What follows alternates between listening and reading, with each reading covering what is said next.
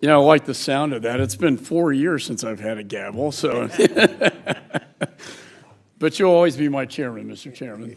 And the quorum being present, the Committee on Foreign Affairs will come to order. Pursuant to notice, the committee is meeting today to organize, which involves consideration of 3 items that were previously provided in members' offices.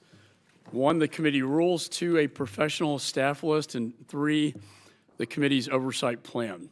Without objection, the chair may recess the committee at any point, and any recorded votes may be rolled.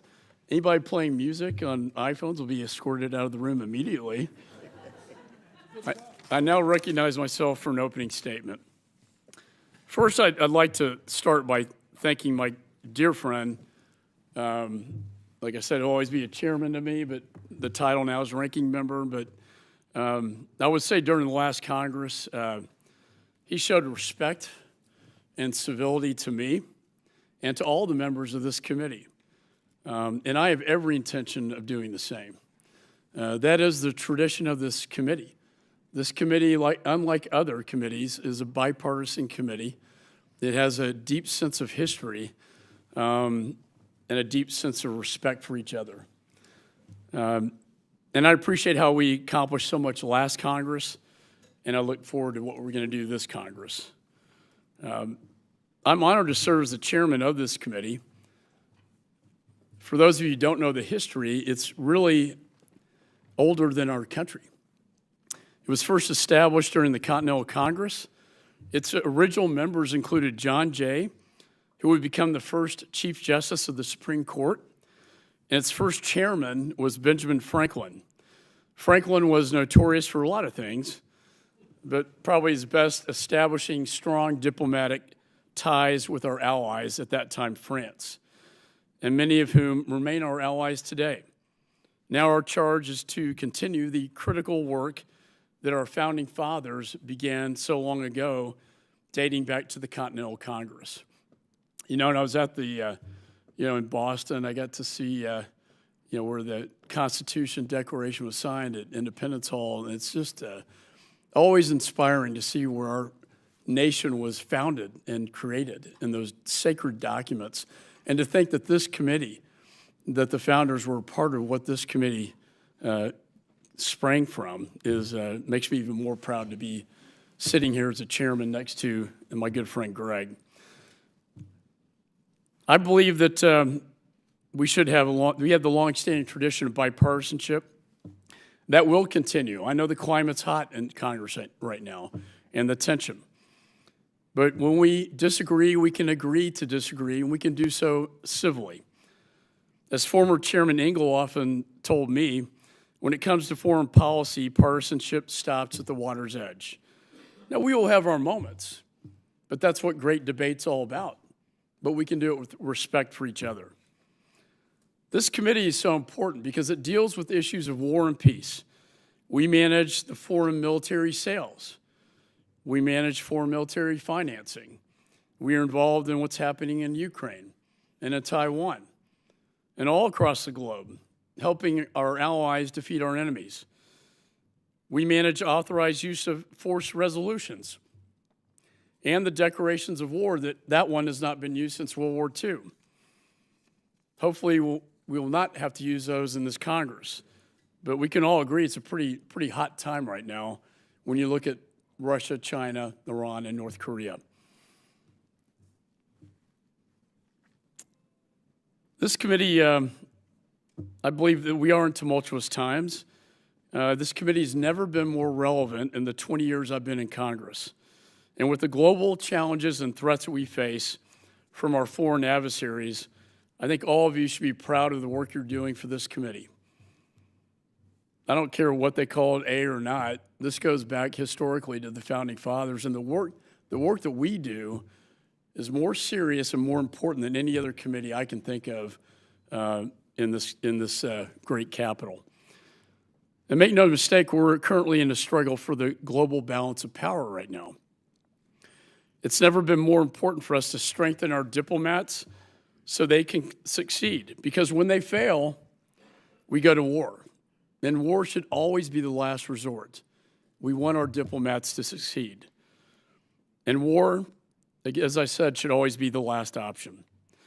In the wake of the Chinese surveillance balloon traversing our country, crossing our national security assets, and threatening the privacy of Americans, it is clear that we must start our work with confronting the China challenge, the great power competition we find ourselves in today with very substantial and significant actions.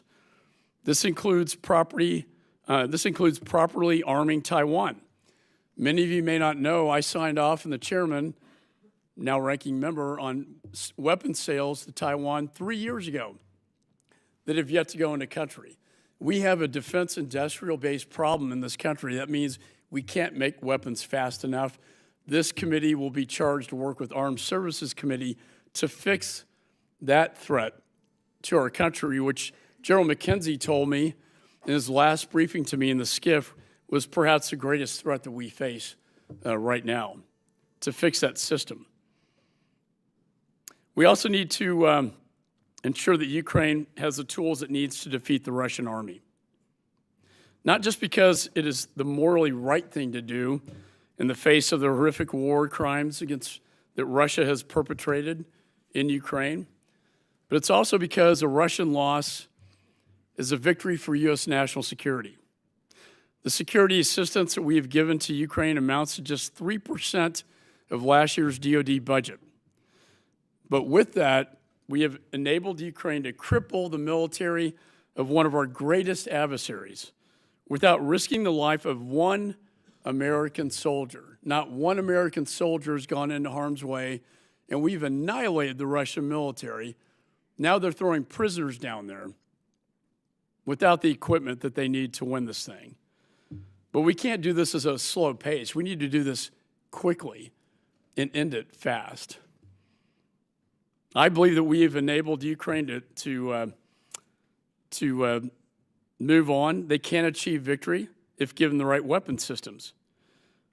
I also believe in the tried and true historical lessons that we've learned from World War II and other wars, that weakness invites aggression. That when this nation projects strength, we promote peace. When we project weakness, we invite aggression, and therefore we invite war. So it's important that I think we have that projection of power and strength.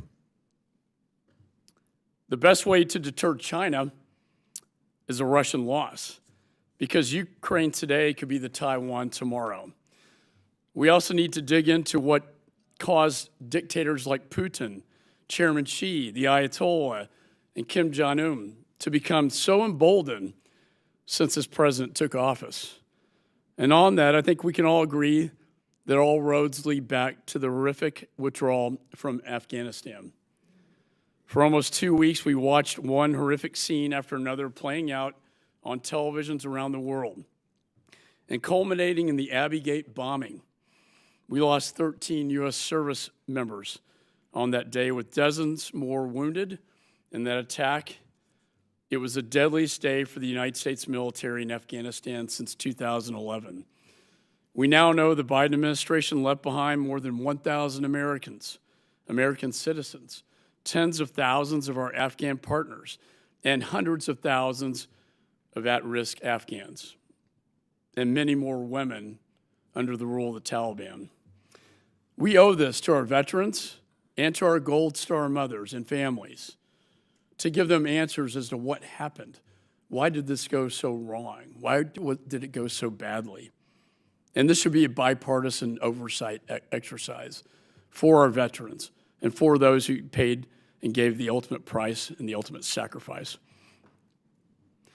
That's why our first hearing will be on China. Our second hearing that we will kick off will be our investigation into what happened during the withdrawal from Afghanistan.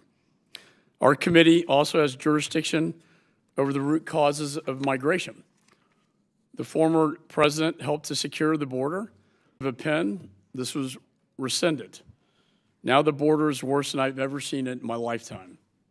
So we're going to look into reestablishing the third-party asylum cooperative agreements and the Remain in Mexico agreements that were working, that the cartels understood, that these policies kept them out of the United States, where today they're then released into our society under catch and release.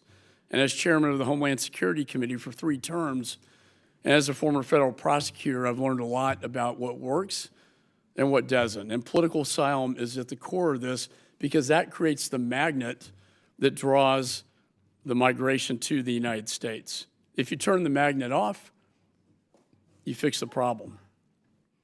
We're going to see how we can help American companies invest in Central and South America because we know that can help mitigate illegal immigration. That will get to the root cause because 85% are fleeing because of economic reasons, not the 15% for political. If we can lift, as President Kennedy said, a rising tide lifts all boats. If we can lift their economies of scale, they will stay in their own countries. As I believe the ambassador from Guatemala said so well, I don't want aid, I want trade. I want private American investment in my country. I don't want to lose a generation that will leave my country for years. I want them to stay. So I think that private investment gets to the root cause.